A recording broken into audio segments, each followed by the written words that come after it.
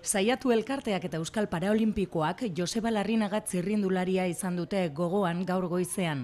Elkartearen egoitza aurrean elkartu eta Joseba ekarri dute gogora. Izan zuen kemena, Olinpiar Jokoetan izan zuen parte hartzea. Kirolari bikaina eta lagunen laguna zela adierazi dute. 1986ko Olinpiar Jokoetan maratoien zilarrezko domina irabazteaz gain, 5. geratu zen 5.000 metroko lasterketan.